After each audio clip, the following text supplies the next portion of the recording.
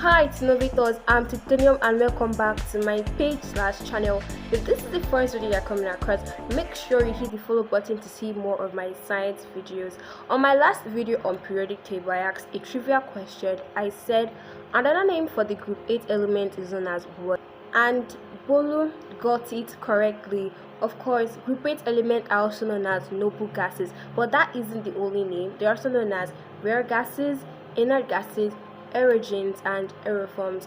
But aerogens are like an obsolete name, it's an old name, but instead of calling it aerogens, we call it aeroforms now. So moving on to today's business, we're going to be looking at states of matter.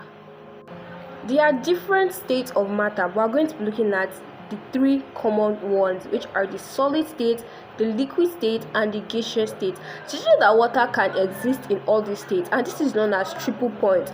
Triple point is the temperature and pressure at which a substance can coexist in all three states, that is the solid, the liquid, and the gaseous state. The temperature is 0.01 degrees Celsius and the pressure is 4.5 millimeter mercury. Moving on. In the solid state, the particles are tightly packed, they have strong intermolecular force, and they have the least kinetic energy. That is, the particles in them cannot move freely. It's like I'm packing something in my hand and I'm expecting them to break free. It's not possible. That's what I mean by strong intermolecular force. The liquid state has a less intermolecular force compared to that of the solid, but it has a higher kinetic energy because the particles in the liquid can actually move. But in the gaseous state, we have the least intermolecular force because these gases have their particles are far and wide apart, and they also have the highest kinetic energy. That is, your particles can vibrate around the container. But these states of matter can transition to each other. Like now, when a solid changes to a liquid, we call that melting.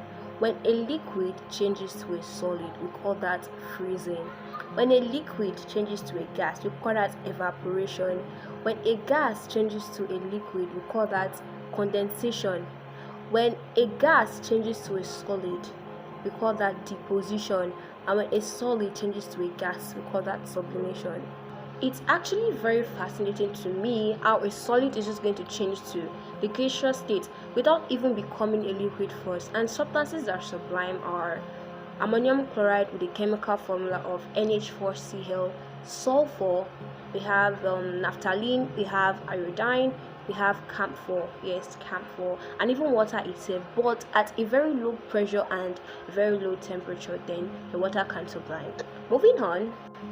There is also another state of matter. It is known as plasma. This consists of ionized particles. An example of a plasma state is our lightning. Yes, our lightning consists of ionized particles. Other states of matter are Bose-Einstein condensate, fermionic condensate, and superliquid. But those ones are something we should really care about actually. So that's all we need to know about the state of matter, the change of state of matter, like boiling, melting, sublimation, vaporization, condensation. And now it's time for my trivia question.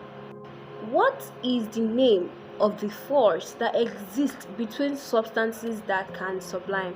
Your answer should be in the comment section, and the first person to get this is going to be acknowledged on my next chemistry video. And as usual, make sure you like and follow. Make sure you give me a love reaction and follow for more to see more of my science videos. Thank you for watching.